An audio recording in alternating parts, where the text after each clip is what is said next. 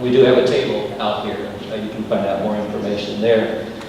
Here in Middle Tennessee, our primary focus has been working with low-income house stakeholders and people of faith to urge TVA to increase its energy efficiency programs for a low-income household. We feel like that's a really important thing, both in terms of justice, but also in terms of care for the earth. And we are also working on putting together an e-manual on the website on best earth care practices for houses of worship. And that actually went live, whatever you say, yesterday, and it's just a start, but that's up and running. And of course, the other, we just got started organizing here in Nashville in the spring, and so this is also one of our first really big efforts, this conference. So we are glad that you're here, and we hope that this day will inspire you and equip all of us to be better caretakers of this wonderful earth, this wonderful creation. And I would just add that part of the equipping is the networking. And so please, between sessions, and especially at lunchtime, because we'll have a whole hour for lunch, please visit all of the different tables we have 15 different organizations represented here this morning. And I think that getting to know each other is a big part of what this conference is all about. Just a few things about the flow of the day. You should all have hopefully registered. The registration table was just right out here, and received a printed program. I believe that there's a couple of changes that we're having to make. Unfortunately, as you may be beginning to sense, our keynote speaker, Matthew Anderson, who will be introduced in just a minute, is going to be up on the screens rather than standing here this morning because his flight got canceled from New York. Apparently they're having some stormy weather up that way. So we'll still have Matthew with us, but just not in the flesh. What that means is that he will not be doing his workshop, which was scheduled right after this, and instead Suzanne Langley, who is the executive director of the Birmingham Audubon Society, is going to be doing her workshop that was scheduled for 12:40. She's going to do that instead right after this. So her workshop will be at that time. And that means during that 12:40 slot, we will only have the interfaith panel talking about issues of care for the earth from different faith perspectives. And in a way that's good because we are feeling bad that we're going to have to split some people off from that. Although also during that time will be the tour of the gardens and of the campus, which is going to take place at every breakout session. And just to be clear about where they meet, if you go kind of cat-a-corner that way through the main hall there, and then go out the exit, which is on that side, the south side exit. For those who want to go on a tour, which will run everybody who wants to go up to the garden for that tour that Lynn Wallace is going to lead and some other people from the Creation Care team here. And so that's going to be offered each of the 3 times in the breakout sessions. For those who don't want to go to a workshop, they can go for a tour. The other change is that, and I think it's on your bulletins or on your programs, that there's one mistake about the location of the advocacy workshop, which is at 140, I believe that is. And that advocacy workshop is in room B136. And also the workshop on climate change is in that same room right after this first session at 10:30. And just again, for some instructions on that, it's the one that's the furthest away, so you get a little exercise. Again, you go kind of cat-a-corner across this way, and then you'll see some signs that will take you to a hallway, which is like 2 hallways over from here. And then you go down to the very end of the hallway, but there will be some signs directing you that way. The other workshops, the ones that are not in here or way down that hallway, is in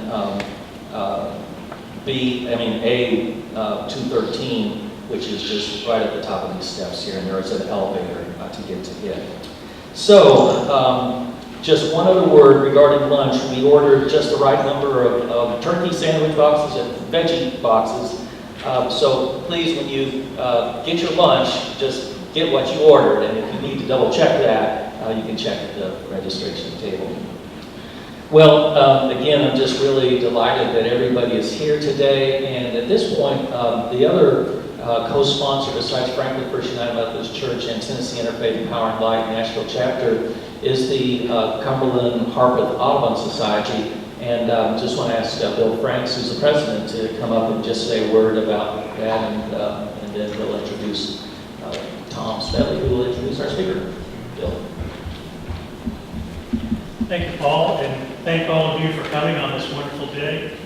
We are really going to have a wonderful program, and I just wanted to tell you about Audubon's involvement in this. It came to our attention that the Interfaith Power and Light and the First Franklin were very involved in climate change, and that dovetailed beautifully with our national agenda, which is to reach out to people of all kinds, interfaith people, urban people, and this is our nice introduction to them. So thank you all for coming. And we have a wonderful program and wonderful sessions, and I'm sure you're all going to enjoy it. I think Matthew and Suzanne will expand a little bit more than I have on National Audubon's aims and objectives, so I won't take up too much more of your time. And I'll introduce our longtime treasurer, Tom Smedley, who will introduce our plenary speaker. Thank you very much.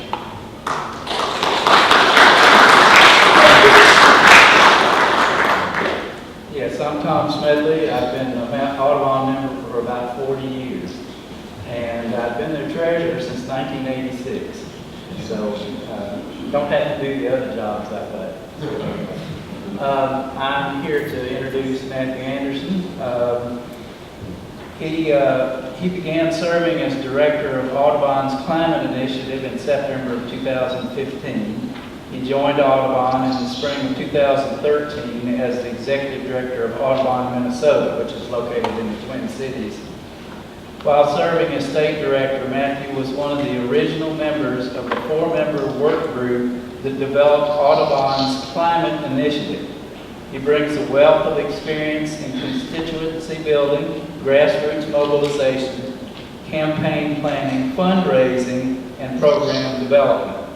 While at Audubon, Minnesota, Matthew led efforts to secure 7-figure conservation funding, expand the state's staff technical capacity, and around prairie and forest restoration, and invest in a greater development, outreach, and communications capacity. Matthew has a rich background with diverse communities on climate change issues, with nearly a decade of experience of working with religious community in particular.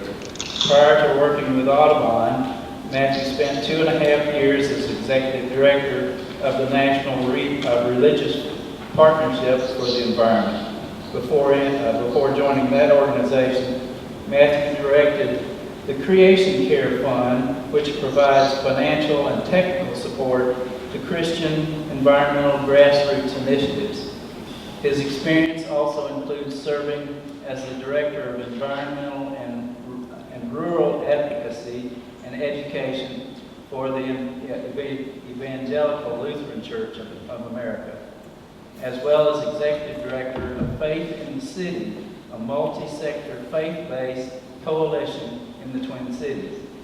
Currently, he serves on the board of the Regeneration Project, which is the national umbrella for Interfaith Power and Light. Matthew graduated from Dartmouth College with a BA in Environmental Studies and was awarded the Downey Family Prize. He is completing a master's in Advocacy and Political Leadership at the University of Minnesota Duluth.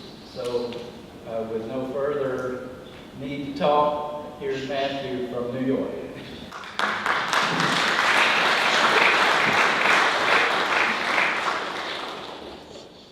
Thanks, Tom, for that introduction, and Paul and Regina, and everyone who put this together. I'm very grateful for the invitation, and my only regret today is not actually being there in person with all of you fine folks. I have been looking forward to this since Paul first reached out, in part because this is the marriage or the merger, the coming together of two of the things that I care the most about. One is the unbelievable good fortune that I have to do this work for Audubon, and then the other is my faith and my religion, and the beauty and the power of the religious community to make a positive difference in the world.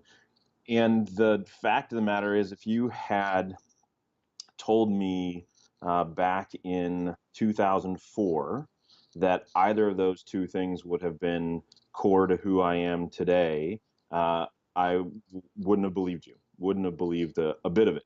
At that time, I was not religious, and I had no idea what the National Audubon Society was, or its rich history, or what it was up to, or its great potential. And so today, you're going to hear from somebody who has perhaps the fire or the zealotry of a recent convert to both. A relatively recent convert as a Christian, and as a recent convert to Audubon. So a couple of things here. This is a bit of a bizarre experience, I imagine, for both myself and for you all. All I can see right now is my talking head and Larry's still photo. And I imagine it's a much better scene in person.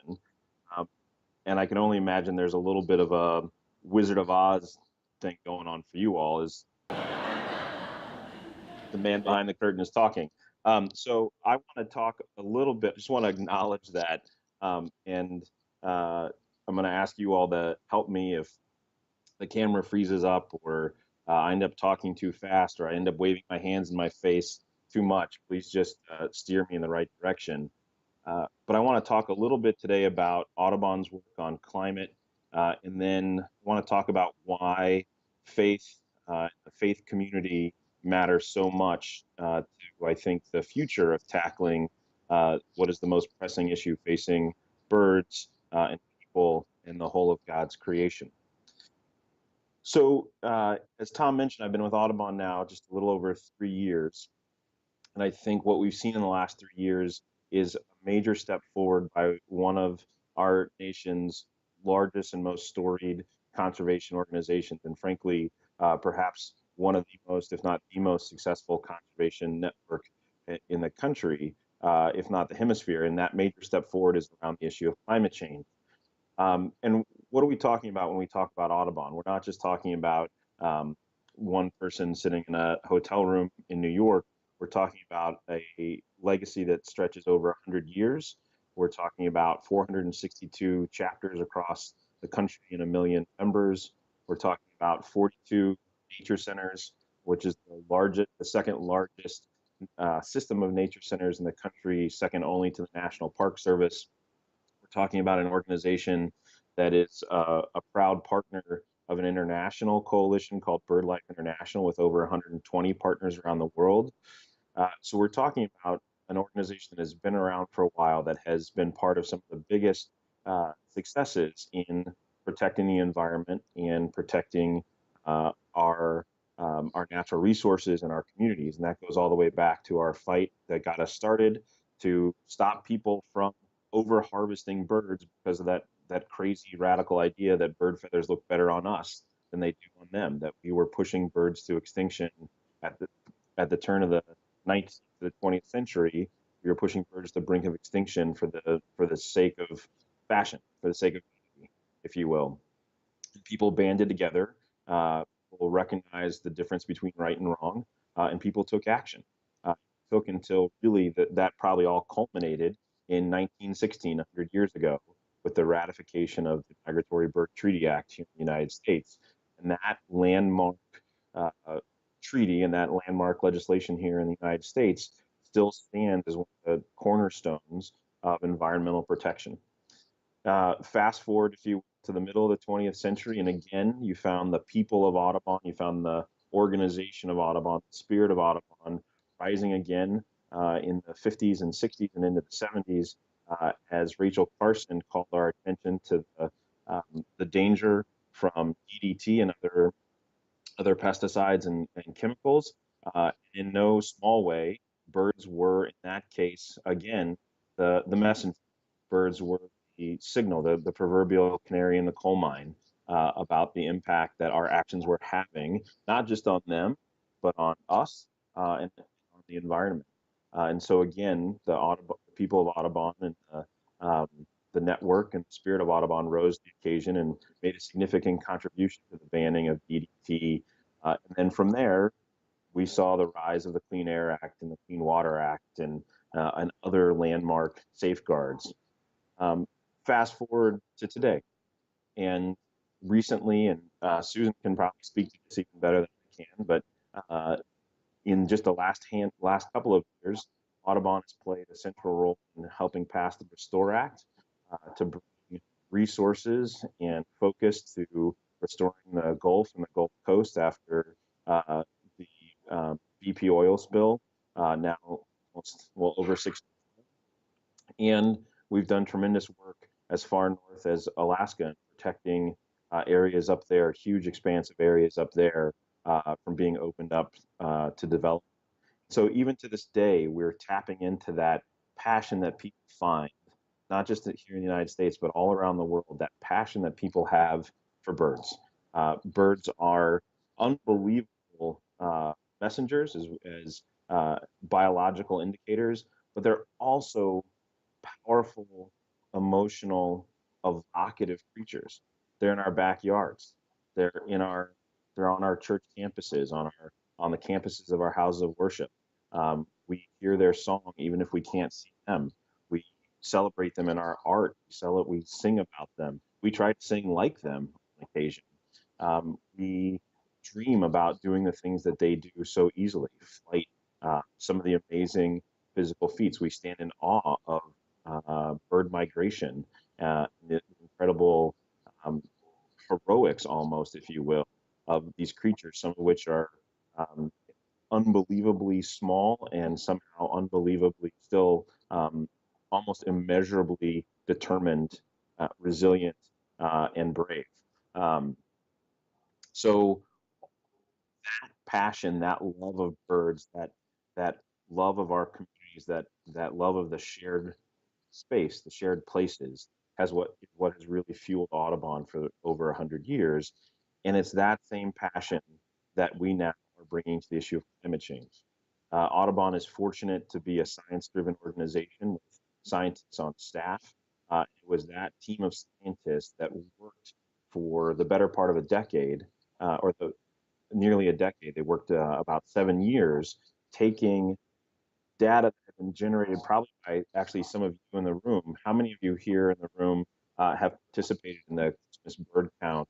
Or how many of you participated in the Christmas bird count? A show of hands. Somebody tell me that some hands up, please.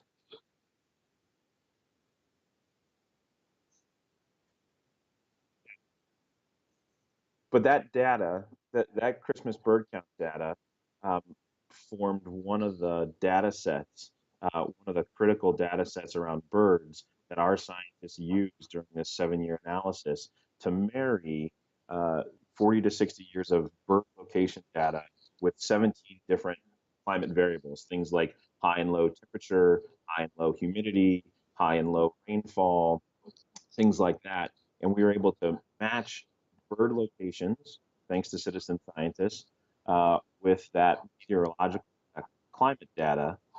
And what that then allowed us to do was to create, if you will, a field guide that is based on bird species and their unique relationship, their individual unique relationship with climate. One way that our staff have talked about it, or that you've heard our scientists talk about it, yes, you could take a penguin and put it anywhere on the planet, but it is uniquely suited to not just the water and the ice, but is uniquely suited to its climate. That habitat, that idea of habitat, it's not just the physical features, the plants, the rocks, the water, but it's the climate as well that makes up a habitat. And so what our scientists released what we released back in September of 2014 was the result of those 7 years of study. And what that study showed us was staggering. I think that's the best way to put it. What that showed us was that of the nearly 700 North American bird species, we had enough data that we felt confident as a science organization to say that we could make projections for about nearly 600 of about 588 of the species, and that we could project out to 2050 and out to 2080 what the impact of climate change would be on those birds and their climate suitable ranges. And what it showed was that of those 588 species, 314 of them are at a greater risk of extinction by 2080 because of climate change.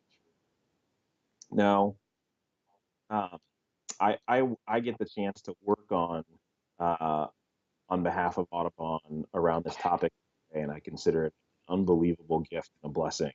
And I'm still doing that. I don't often say what I just said out loud, right? This is what we've released. This is what we've shared with the world. And now, sort of on a daily basis, I'm trying to. My job is to help prevent that from happening. But when I find myself sharing that with an audience like you, something gets caught in my throat. So I want to step back and just unpack that. 314 bird species, not individuals, entire species, are at a greater risk of extinction by 2080. And what are we talking about? Are we talking about some birds that we hardly ever see? No, we're talking about white pelican, the American white pelican. We're talking about the mallard. We're talking about the bald eagle. We're talking about the common loon, my state's state bird. This is a bird that our science, at least, you can go to audubon.org/climate, and what we've provided there in a way that we hope is visually compelling, but then also, again, really rooted in the science and in the power of the data, is on our webpage. You can find the climate projections of the climate model for all 588 species by just typing in their name. And you can type in the common name, and we'll pull up a map for you. And what I would have shared with you today is that are those maps. It's these maps that show you what the climate projections are in 2020, 2050, and again in 2080. And if you were to take that climate map for, say, this bird, the common loon, yes, I travel with a common loon plushie wherever I go. That bird is actually projected to no longer be in Minnesota by 2050. What does that mean? How do you wrap your head around that? I find that I end up wrapping my head around that by putting it into personal context. So for me, I'm blessed to have 3 little girls. I have a 6-year-old named Solveig, a 4-year-old named Freya, and a 2-year-old named Celia. This is the benefit of marrying into a Norwegian family. You inherit unique names. But Celia, who's just 2, by the time she's my age, I just turned 40 in early September. By the time she's my age, there will be no more loons in Minnesota or Wisconsin. So that's how I wrap my head around it. And that is an example of how we feel. We know that talking to people about climate change through the lens of birds makes this issue, which seems far and distant and impersonal, it makes it personal, it makes it real, and it makes it about taking action right now. When I put that into that context for myself, there's nothing else that I would rather be doing than what I'm privileged to do today. Admittedly, I'd rather be doing it in person with you today rather than from the hotel, but there's nothing else I'd rather be doing right now than sharing this news with you.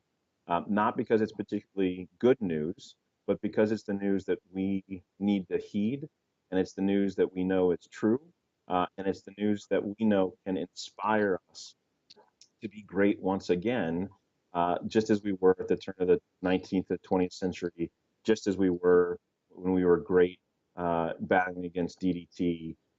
We can be that great once again.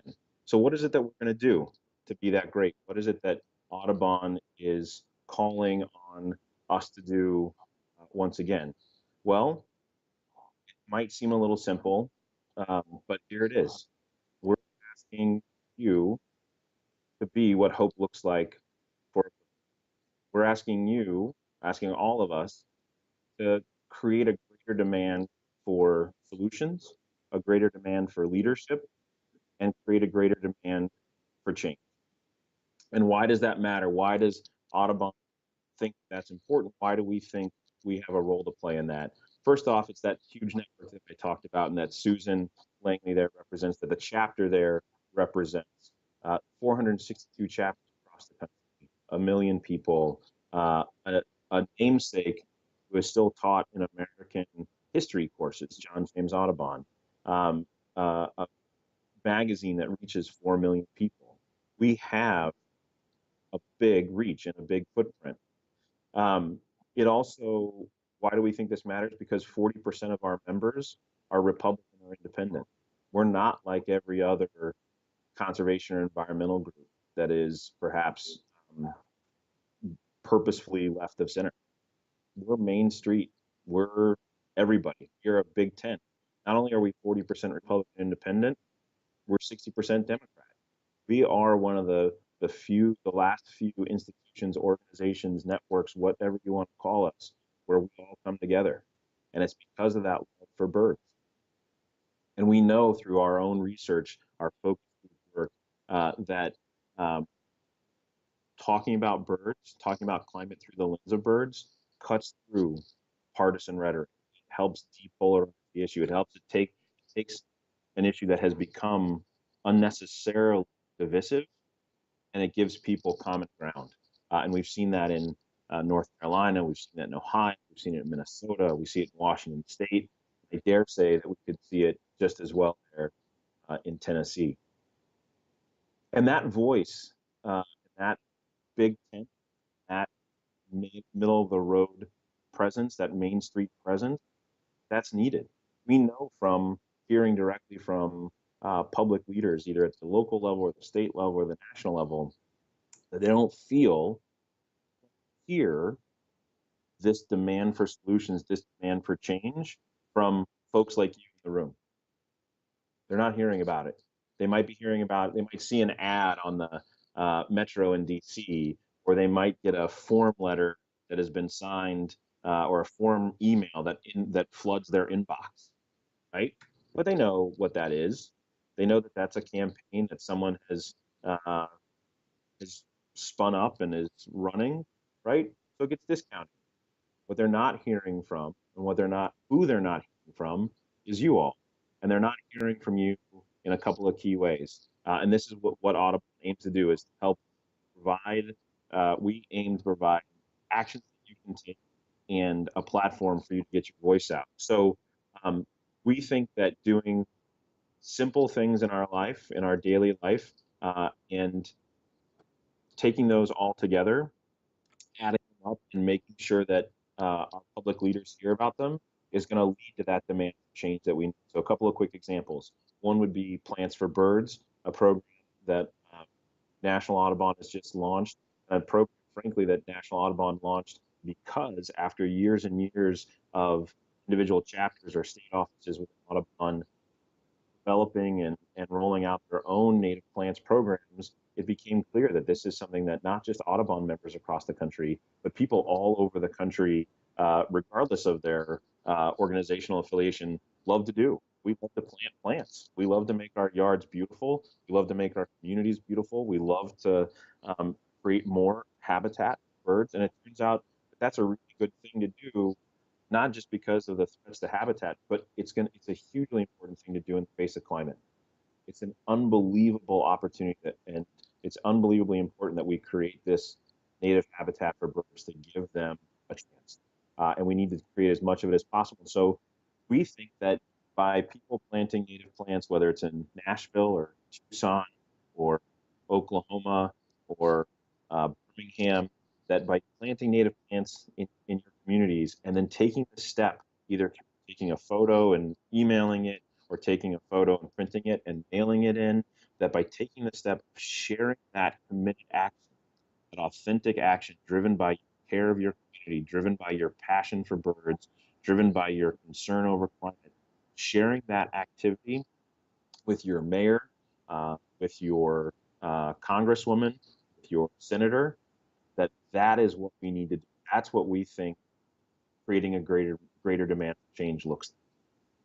We will take action. We will show you what it is that we are doing as committed citizens, as committed bird lovers, as people of faith, and we are going to ask you to lead. You want to be an elected official in this country? Lead. Lead on the greatest issue, the greatest challenge to birds and people at this time. Lead. Tell us what it is that you're going to do to make Tennessee a clean energy leader. If climate change is the greatest threat to birds and people, then clean energy is perhaps the best solution to climate change. So that's what we want to hear from you. That is the message that we want to convey to our public leaders.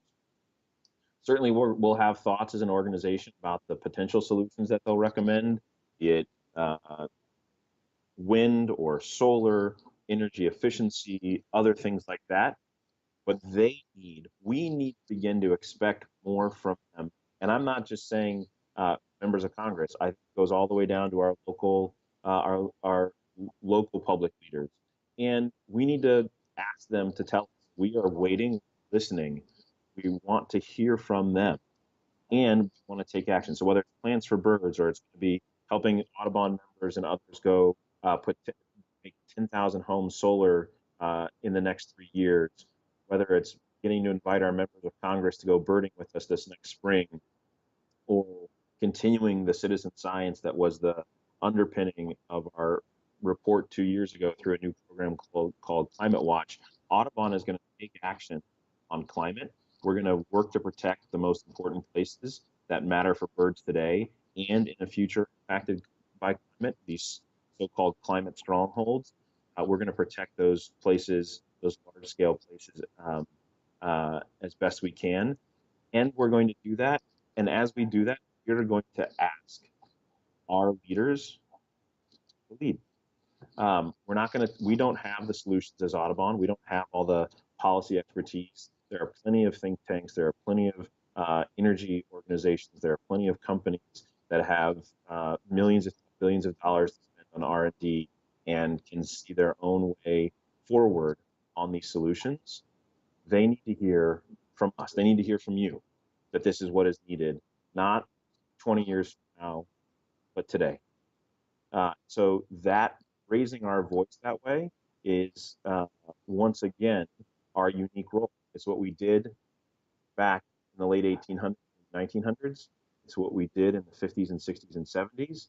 We raised our voice and we demanded change.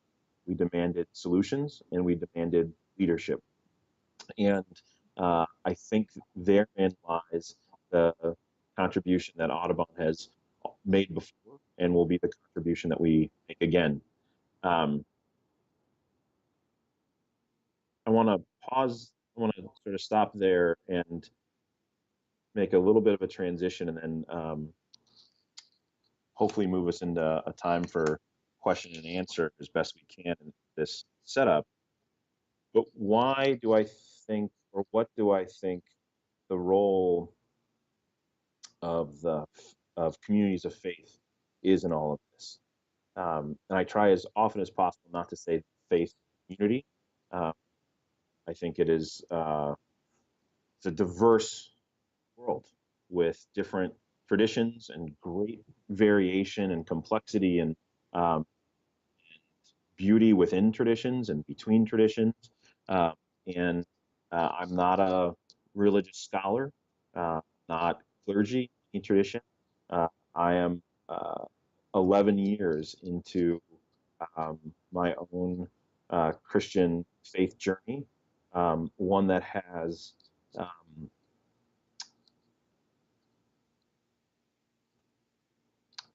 meant an enormous amount, and has led to reconciliation within my family. One that has led to a career before Audubon that I would never have imagined, let alone strive had wanted.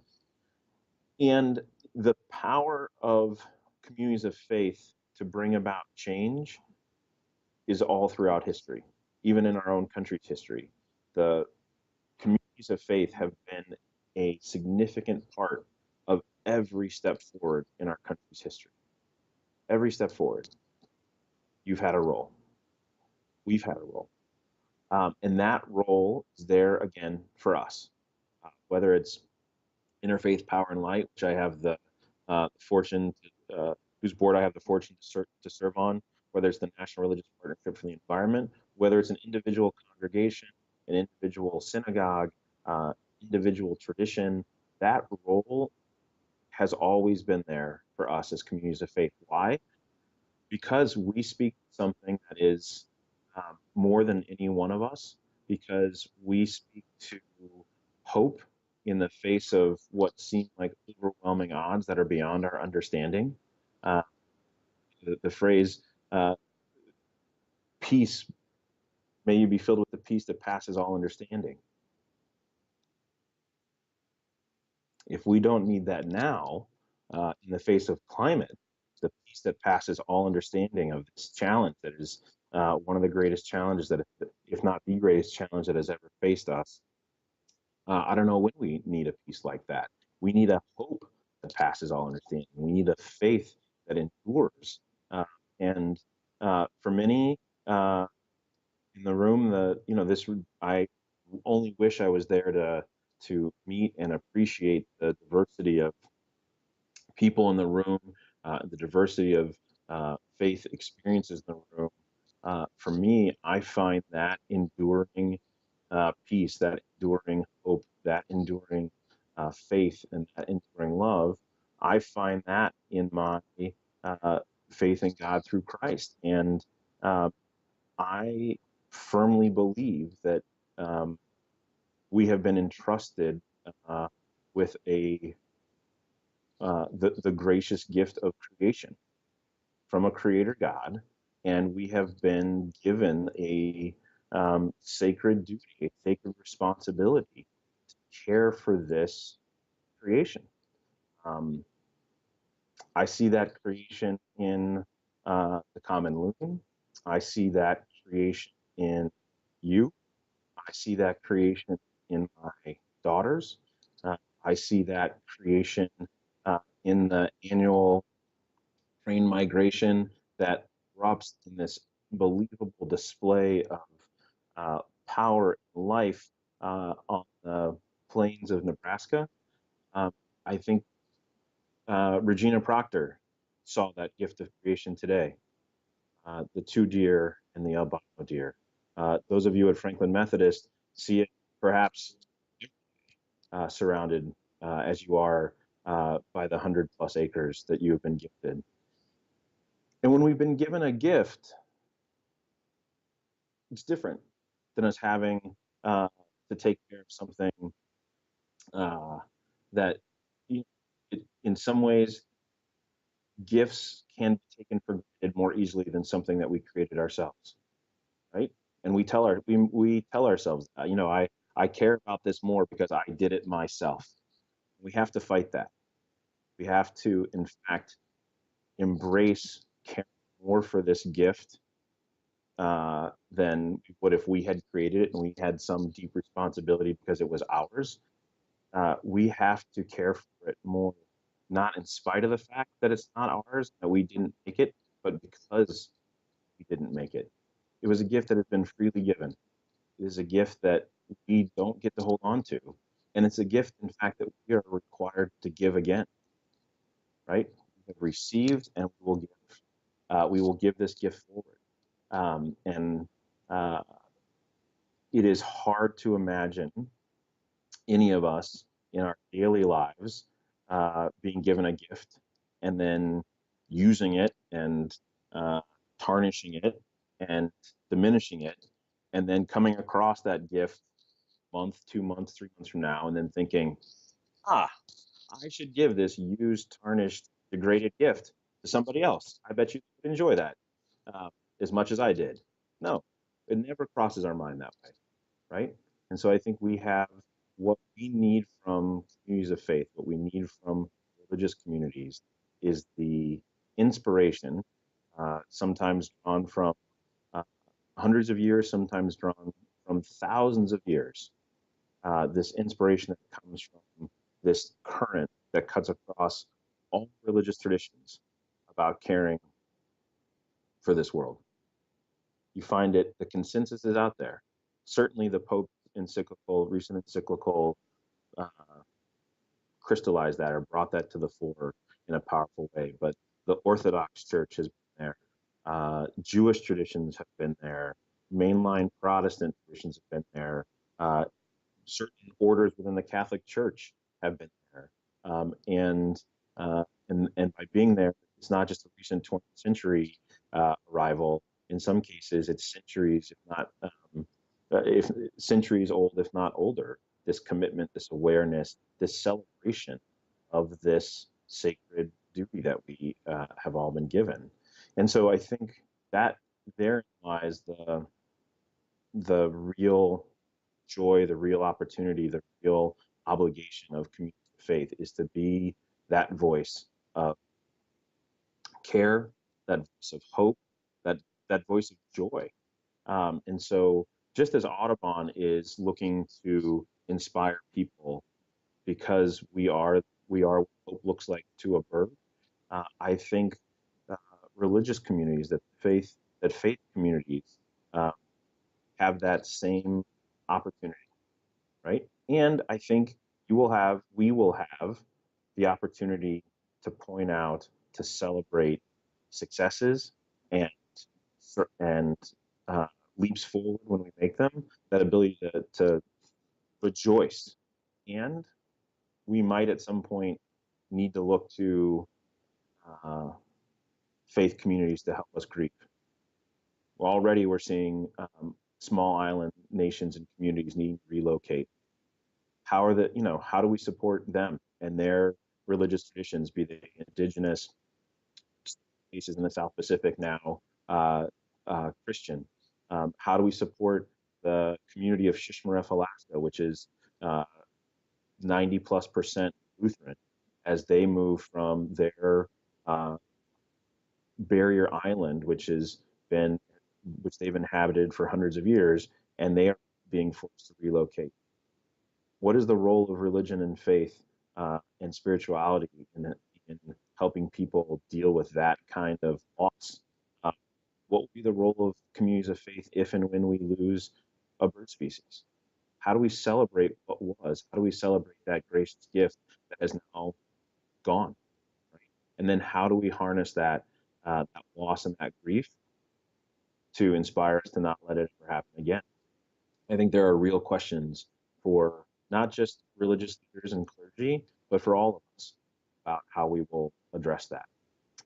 And so I think what you all are doing here today, and this joint set of workshops, this joint experience, the sharing of perspectives, hopefully the renewal of some relationships and connections, and the gift of new relationships and connections. What you all do today is incredibly important, and it might not be as important as what you do tomorrow. Because what you do tomorrow will be based on what comes out of today, but what you do tomorrow is really going to set your path and your way forward in response to climate. And I think what we need across the country are 1,000 things that are like this that are happening today in Nashville. 1,000 more of these in the next 3 years. We need 7. We believe that Audubon wants to bring 700,000 people to take action on climate for the first time just in the next 3 years. In Tennessee, that looks like, when you break that all down and everything, what I would what I would say if I were there to you, I would look out into the room. I would say, we need, from those of you gathered here today, we need you to inspire 3,000 people in Tennessee to take some sort of action around climate change in the next 3 years. We need you to plant plants for native birds. We need you to help people put solar in their homes. We need you to advocate for clean energy at the municipal and the state level. And we need you to sit down and talk to our elected leaders, our public leaders, and ask them, what are you going to do to lead? What's your plan? And we need 3,000 of you to do that in the next 3 years. It seems like a lot, and yet it also is not that big of a number. And yet that number could be quite significant. That those people could make an unbelievably significant impact on our future. And just the act of doing all of those things, those little acts will make the world a better place. And it's possible that those little acts taken all together make the world an incredibly better place. So I'll stop there. I don't know about you, but I've gotten a little tired of looking at myself on video camera. Thank you. This is Paul. I'm just going to act as a little bit of an So- MC here, and just go ahead and let's see if there's some questions. Great. And I guess will it work if people just yell them out, or I can repeat them? We'll see. Yeah, Okay. we'll see. All right. Okay. So let's hear a question from somebody.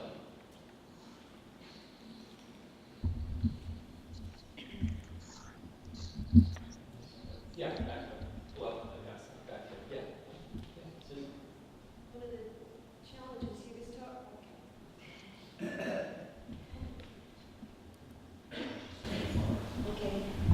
Susan Shannon in Nashville.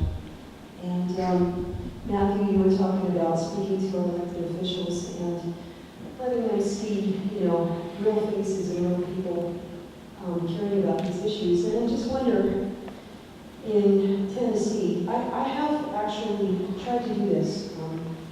It's a little challenging. I mean, we have elected officials in the legislature that dismiss, I don't mean to be disparaging of any particular individual, but I don't get the feeling that they take this issue seriously, some of the individuals I've spoken to, and so how many of us does it take for them to realize that there is a legitimate concern here?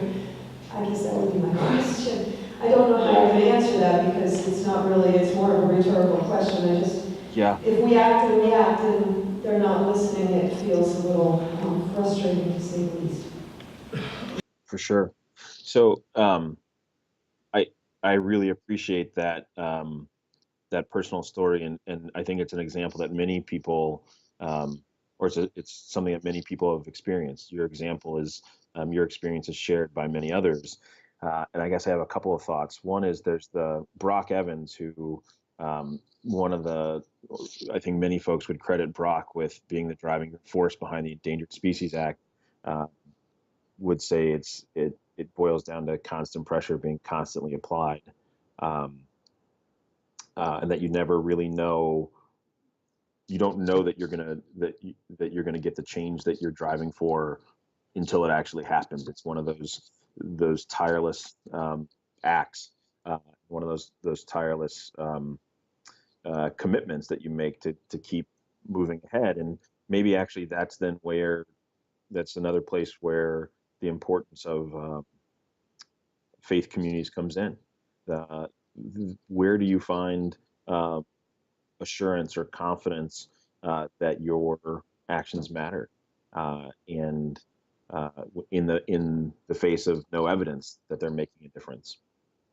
And I think lots of religious traditions speak to that, speak to the necessity, in some ways the nobility, in other ways the need, the requirement, the obligation, the duty to have that kind of discipline, to have that kind of commitment, and to then have faith, to believe. I will say I think there are a number of examples, some that one that comes to mind around climate specifically. which is maybe appropriate given the election season we're in. Back in 2000, we didn't have any of the candidates really during the primaries, at least, speaking about climate. Even then, Vice President Gore, who's since gone on to clearly become an advocate and a champion, former senator of you folks in the room, that even during that primary, he wasn't talking about it. His answer to lots of questions about it was read my book, and certainly the book addressed it. But Bush wasn't talking about it. Alan Keyes, John McCain, and then ultimately in January of 2000, after McCain had been asked the question repeatedly, "What's your plan?" Just as all the candidates had been in New Hampshire, Senator Bradley as well. They'd all been asked this question by dozens of youth, if not hundreds of young folks in New Hampshire, maple sugar stand owners, ski resort owners at town hall meetings all over New Hampshire. And finally, McCain, the weekend before the primary in New Hampshire, said, "All right, I've heard this question a ton. I don't know what to do, but if I'm elected, I'll commission a special, I'll call a special congressional commission that'll come back within a year with recommendations on what we do." And I share that story because I think it's an example of that endless pressure, endlessly applied, and then an unexpected result from an unexpected quarter. And he then went on for the better part of the 2000s to be a climate champion. And so I don't know all the elected officials there in Tennessee, all the public leaders, but somewhere in there might be the next McCain. There might be the next, who knows? Maybe the next great champion of climate is going to be the Republican version of Al Gore from Tennessee, and it might be your conversations with him or her that contribute to that. And I think that's part of the challenge of this work. It's part of the beauty of this work, and it's part of the why it's necessary to do this work in community with each other. So I'll stop there. Say who you are. Okay. Yes, like Susan, I think her name was. I need to do a lot myself, and I really have gotten to the point where I really feel hopeless. And so my question to you is, why don't you go after Mark Zuckerberg and Bill Gates and people like that who can really do something? Instead, it's wonderful what they are doing, curing disease and all, but this is much more important than that even. I mean, if you're going to prioritize really important things, I think climate comes first. So do you have any action in any plans for going after billionaires? That's my question. I will say that I have not thought about those two that way, and we as an organization haven't discussed that. I know of some people in the climate and energy space who are doing that work and trying to work not just with those two incredibly wealthy and influential individuals, but with other companies and large corporations. And I think that's, again, this is the value of that, and the value of that approach combined with our approach is that because of the enormity of the challenge, probably all of these efforts are needed, right? We won't know until we're able to look back on it what the turning point was, or how the different individual pieces fit together, and what created the successful puzzle for us. So I think you're right to acknowledge the importance and the influence and the very real world power that those two and others like them have. And you're not doing anything with them, but we know that there are other folks who are trying to work with them and influence them and steer them in this direction. Matthew, I would just add that one of the workshops today is going to be on advocacy, and Dan Dranko is going to be leading that along with Brandon Pruitt. Great. There's a lot that's going on right now in Metro Nashville, particularly with our new mayor, who does care about these things. And so there's lots of opportunities for community pressure there to push her as far as we can, because she does have the right spirit about that. And just to let those who are interested in the advocacy side of things, that would be a workshop I would recommend. So others, need I think next. Go ahead. I was just going to say, I think one of the things that we have done really well over the last 10, 15 years in the climate space is we've gotten really good at criticizing those who aren't doing anything or aren't doing what we think they should be doing. And I think we have done that sometimes at the expense of not celebrating the successes or thanking those who are leading.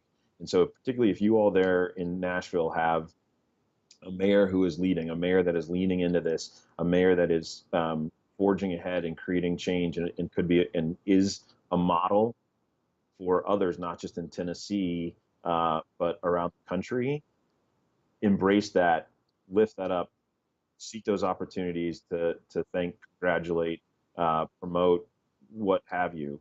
I think the narrative has to change for us, that we are now in an era that requires solutions and leadership. And we will get more leadership both by pointing out shortcomings and by pointing out places where that leadership is happening and it's real and it's meaningful. And in some ways that might be even more significant. And I think we are either at that tipping point, we are coming awfully close to that tipping point where the narrative will change to be one of almost entirely about solutions and the benefits of that kind of leadership and the benefits of communities forging ahead. And whether it's Nashville or Bogota, Colombia, or Seattle or Rochester, Minnesota, we're starting to see that leadership, and that has to be the examples that we lift up. Those have to be part of what we're talking about, not just about the leaders who leave us wanting more and are disappointing us. Good. Hi, I'm Anita, and I'm in seminary, and I also am an environmental educator for preschoolers. And my question is that it strikes me that a lot of communities of faith are really uniquely positioned to advocate at all sorts of different levels because we're intergenerational communities. And so how, I know, like, what do you have to say about that, or how would you encourage people to really seek intergenerational cooperation and understanding as we're confronting these huge issues? I think it's a great question. It's a great observation. A couple things come to mind. One is at Audubon, we like to think that one of our roles, being a mainstream organization, is that of convener, that we're able to bring together different sides or conflicting sides around an issue and look for the solution and forge that solution. Communities of faith are probably even better at that than we are, for all sorts of reasons, and not least of which, you've got a place to bring people. Communities of faith have that history, that tradition, and that expectation from others about being that safe place, that convener role. It's what you all are doing today. And so I think that'd be one place to start, is actually intentionally pulling together different generations. And then I think we talk about intergenerational conversation, and in my experience, what that leads to is we think about how can we talk to the other generation or another generation, instead of looking at those opportunities and intentionally structuring them in a way that is about intergenerational listening first before intergenerational conversation. And I think that's another thing that we often ask the faith, we ask communities of faith to speak about these issues. And one of the things that we offer ourselves and to others is a place to be heard, is a place to listen. And I think, you hear the speak truth to power, you hear speak to the issues of the day. And really, one of the things that you find in just about every religious tradition that I'm aware of is practice around listening, practice around silence, and practice around hearing, um, prayer, meditation, what have you. And I think that is one of the unique contributions that different religious traditions could bring to that intergenerational conversation, is emphasis on bringing them together to first hear from each other. I think you're doing great work. It sounds like fascinating, by the way. Good morning. My name is Deanna Bowden, and I'm with the National Climate Action Team. We work to get clean power onto our regional grid, local grid here, and we often get pushback off the top of our legislators or other people's heads that, oh, solar or wind will hurt the birds. That will kill the birds. Now, I think that climate change is a much more bigger threat to the birds. Does Audubon Society have an official position on adding solar and wind and how that will affect the birds? Yeah. So it's a great question. A couple of thoughts on that. Yes, we believe firmly that clean energy is right at the center of the solution to climate change.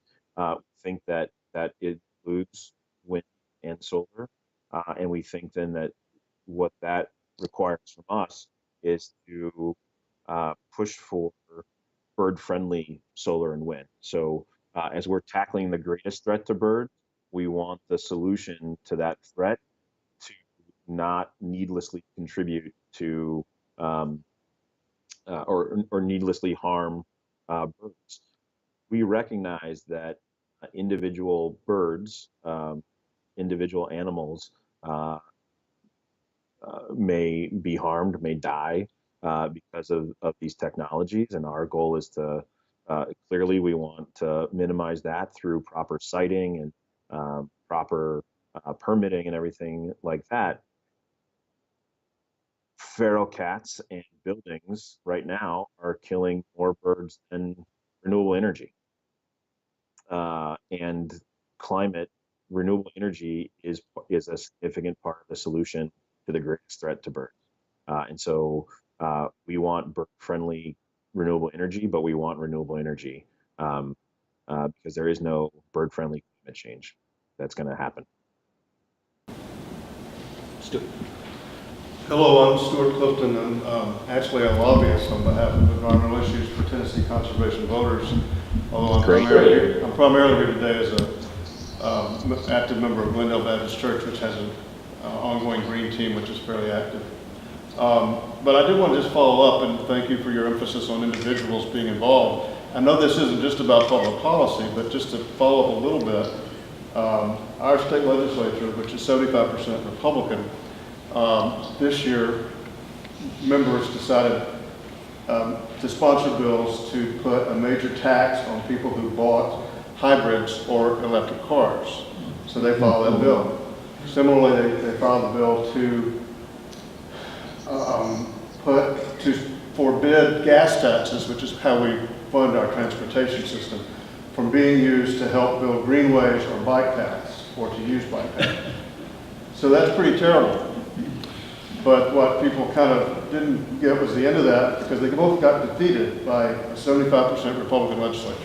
They didn't get passed. And they got defeated not because of the lobbyists, but because individual cyclists and walkers and owners and manufacturers of electric cars decided that was a really bad idea. So I just wanted to confirm that even in a state which most would consider not very environmental in public policy, putting your own self in the struggle and getting involved with the issue makes the difference almost every time. We don't win all the time, but when we do, it's because of people being involved. Thanks.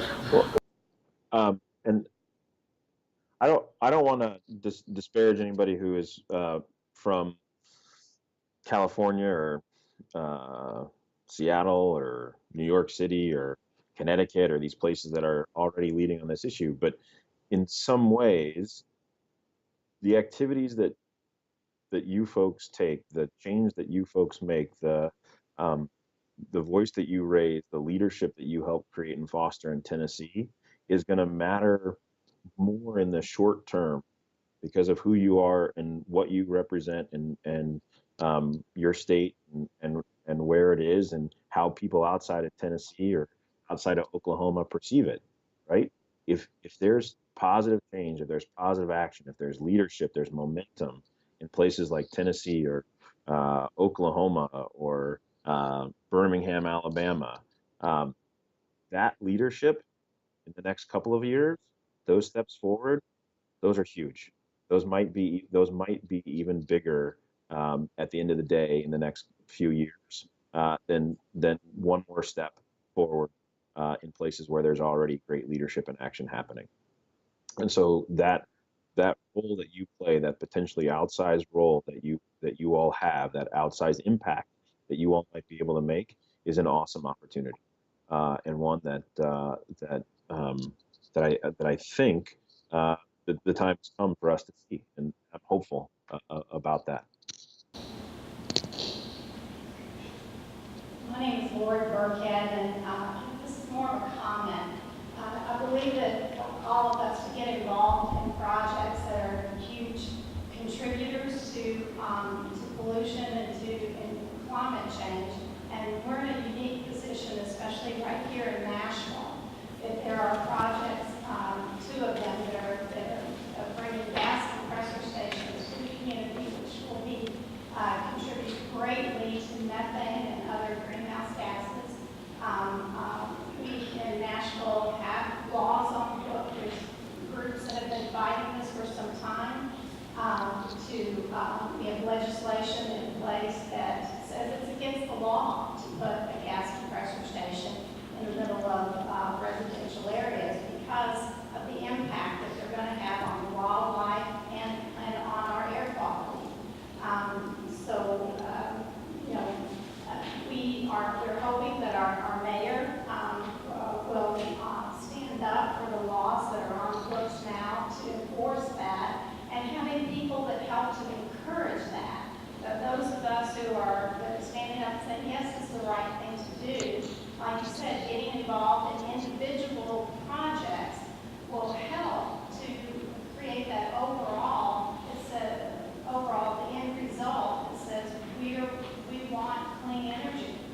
We want and encouraging our politicians to do that. We, along with Gary Moore and others who had some. Gary is a former state representative and helped to get our politicians on board. Just as was commented earlier, that we're in the state of Tennessee, but yet and predominantly Republican state, but with enough people, it's a numbers game, and people finding together to stand up for that. Thank you, Lori. We've only got 3 minutes left. I've got one real quick. Hi, I'm Renee Wood, and lady over there, I totally agree with about trying to get people billionaires involved, but most of us don't have a lot of money.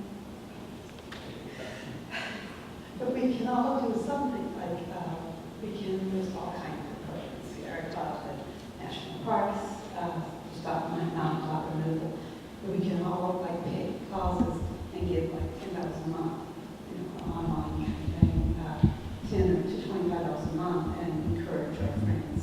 And as a grassroots, in addition, definitely need money people. Great, we get billionaires, but since most of us are not, we can do our, a little bit every month and pick the causes that we want to support. Okay, Matthew, you get the final word here. 3 minutes. Well,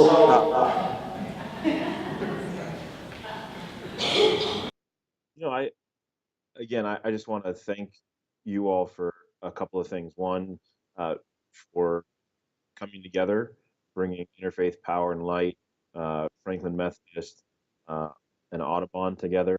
I'm I'm I'm grateful and I'm proud that you all hosting this event. This again, I think this is the kind of thing we need to see 100 more of or 1,000 more over the next couple of years. So thank you for doing that. Thank you for being patient and gracious around the travel challenges, the technology here, and then lastly, I would say I would ask for one thing and share one thing. What I would ask for is I would ask that each of you do what you can, and do everything you can. And when you think like you think that you've done everything you can, find a friend, find an Audubon chapter, find an Interfaith Power and Light chapter, and ask if there's something else that you can do. And if you get tired doing that, think about what it is that is the most important thing to you. Is it your faith? Maybe that's where you find your inspiration. Is it your love of a winged creature? Maybe that's where that motivation comes from for you. But whatever it is, climate change, there is going to be something that will motivate you to take one more step and one more action on climate, and creating this demand for change, this demand for leadership, this call for solutions, raising our voice that way over the next 2 to 3 years is without a doubt the most important thing for those of us in this country, those of us in that room together, the most important thing for us to do over the next couple of years. And I, for one, am going to be counting on you. I, for one, am going to hold you in prayer. I, for one, expect great things out of Nashville the next 3 years. And we're here to help. The National Audubon Society, the chapters, the Climate Initiative. If there's something that you think we can do to help, if there's something, some questions you've got, sources that we can point you in the direction of, please don't hesitate to ask. We're in this together, however remote it might seem today. We're in it together. So thank you for your time today. Thank you.